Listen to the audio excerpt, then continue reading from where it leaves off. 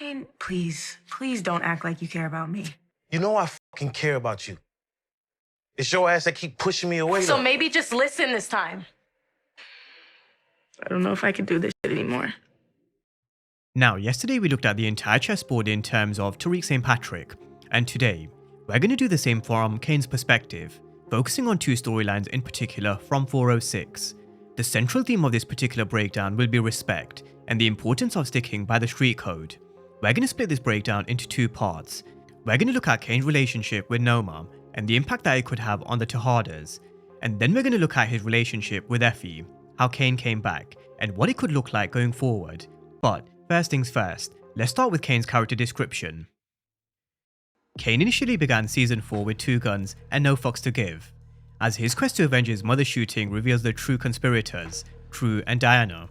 But in a twist of fate and mercy, Monet orders Cane to stand down, asking him to leave his siblings unharmed. That contradiction of street code, from the woman who made him a gangster and killed her husband under the same circumstances of betrayal, shatters Cane's matriarchal image of Monet. Furthermore, his self-image as her enforcer. Cane is left with this dilemma, so who am I? Fortunately, Noma is more than happy to help him figure that out. Now, that was Cane's character description going into Season 4, but in Part 1, he didn't appreciate Monet's hypocritical ways. He couldn't understand how she could give Diana and Drew a pass after she killed Lorenzo for a genuine mistake. I think what was also important to understand is, Monet's had this honest conversation with Drew and Diana, where she's even apologized by the way she treated them in the past. But with Cane, she hasn't. She continues to kind of belittle him. You're not a decision maker. What you did with Guap, that's what you do best. That's your lane. Stay in it. As usual, your ass don't know shit. And stop trying to put 2 and 2 together. Because we both know your dumb ass always ends up with 5. Look, won't you fucking listen? I'm here trying to protect your stupid ass. Stupid ass? Get out, Monet. I don't need you.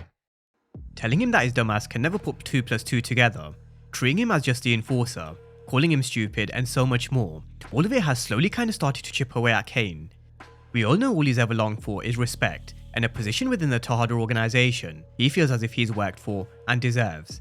Ever since Season 1, all he's ever wanted to do was grow with the family business and be a leader.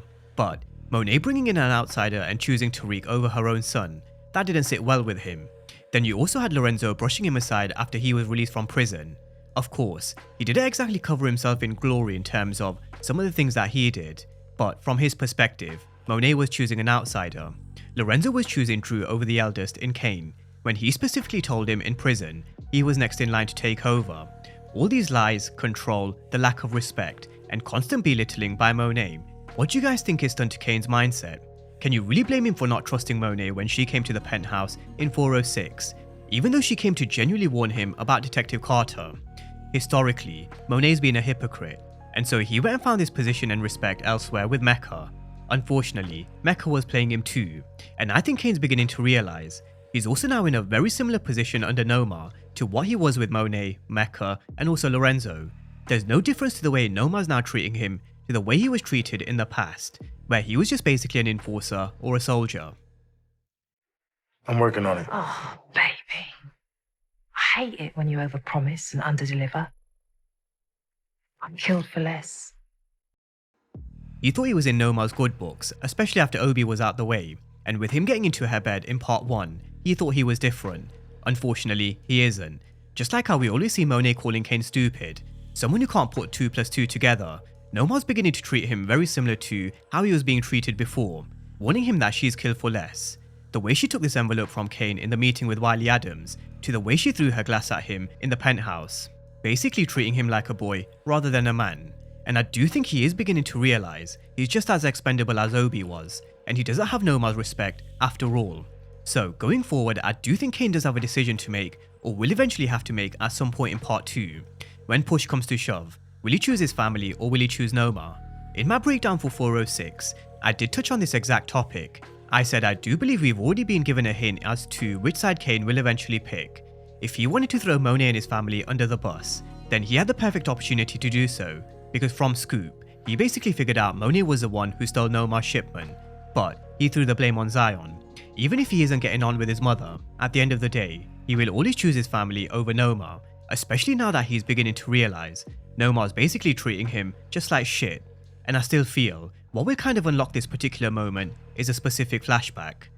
I think it just comes down to the fact that Cane is a mama's boy, his backstory which we've never got a chance to really talk about during this show, but she was there for him when something super significant happened in his life. It was just his mom. So he's always had an attachment to her. I wish they could have kind of talked about it a bit more, but they've never got across or had time for it. I think just the fact that he and his mom are just super tight. She was there for him at a time when he really needed her. I think that's where Cane is when it comes to his mother. So I've said it before and I will stick to what I've said before. I do think Cane went through something major when he was a child. She was there when something super important happened. And I do think they're kind of saving this flashback for a specific moment in part 2, which in essence will play a significant role in explaining to us why this relationship with Monet is the way it is, and also him picking Monet over Noma.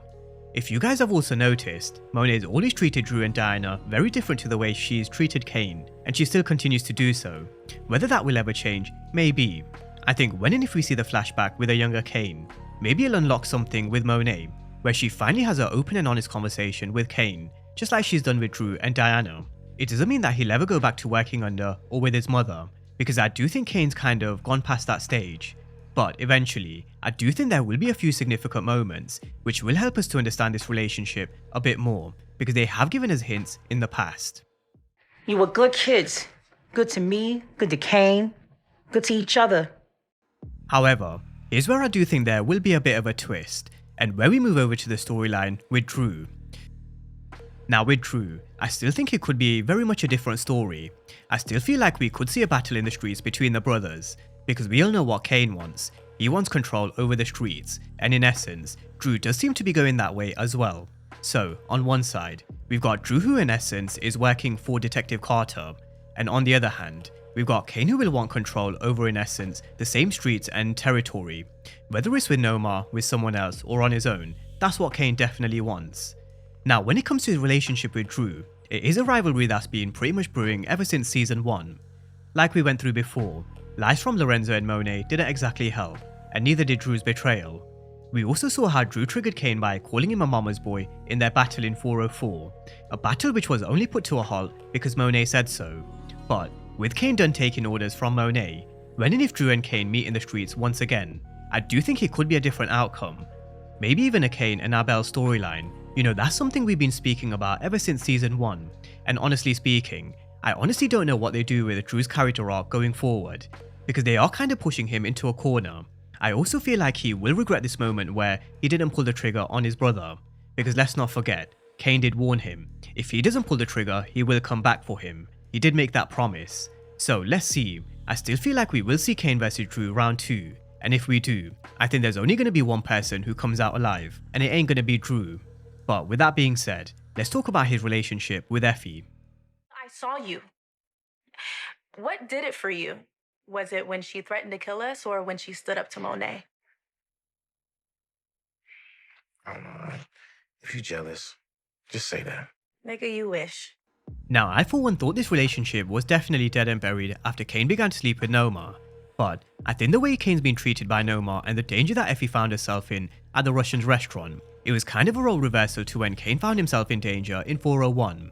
We saw how Effie went straight to Cane, and where she remained by his side as he got patched up by the doctor. This time around, it was actually Cane who was there for Effie. Effie was really shaken up by what she saw and what she went through over at the Russian's restaurant. Her life really did flash before her eyes when she found herself in the middle of a gunfight, and also when she was staring down the barrel of a gun. She thought in that moment, her life was over. Either she thought she was going to end up in jail for a very long time, or worse, death. Now in this conversation with Cane, he did admit that he still does care for Effie, and the feelings seem to be mutual. But the big problem with this relationship is, these two have complete different visions for their future. On one hand, we've got a tearful Effie saying she doesn't want to do this anymore. What she went through at the Russian's restaurant put everything into perspective for her, and she realized, is this game really worth the consequences that it comes with? On the other hand, we've got Cane who lives and dies by the gun. The streets is all he knows. Cane grew up being the enforcer, where he's built his name and reputation as being one of the most feared in the streets, something we did see again with Scoop in 406. We saw how Scoop was very kind of hesitant to approach Cane, and in fact, quite fearful. That's who Cane is, and that's all Cane knows. So, can this relationship work in the long term? I'm genuinely not too sure. I don't think it can. The thing is with Effie, Cane said it best. Effie's always going to look out for Effie. She's also very alienated at this moment in time. She doesn't have many people she can rely on or turn to. It has been teased that we are going to see her mother at some point in part 2, and maybe that will kind of give us this backstory on Effie's family and background, but she doesn't really have anybody else, and that's what I think kind of draws her to Cane. Kane's been there for her when she's needed someone to lean on in more ways than one, whether it's paying for her tuition, giving her some product on the side, or being there after what she went through after what happened at the Russian's restaurant. Now, what I can genuinely see happening going forward is Cane protecting Effie, protecting her from Noma, protecting her from the dangers of this game, and actually pushing her to pursue her dream of going to Stanford. Because if he truly cares for her, then he'll do what's best for her, and what's best for her is to get accepted into Stanford, leave New York and leave this life behind. However, even Effie knows better. She said it herself. With Noma, you're either in or out with a bullet.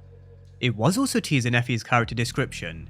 At some point, she will get accepted into Stanford, but then she kind of has doubts whether she wants to actually leave this life behind. And is that potentially with Cane? If she does stay, will she regret her decision?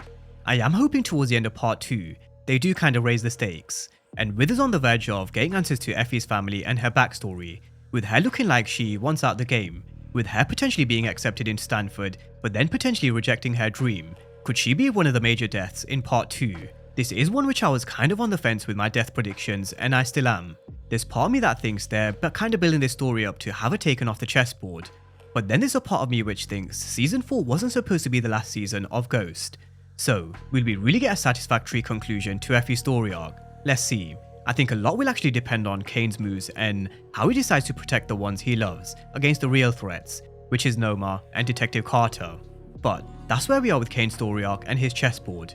I do think he will play a key role in a lot of storylines going forward, not just with Noma and Effie, but also with Tariq, potentially Brayden, and there was also kind of this fight tease with 2-Bit. Whether that happens again, let's see, especially because the cast of Power are known to kind of tease us.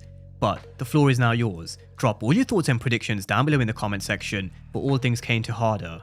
And as always, thank you guys for watching, and I'll see you next time.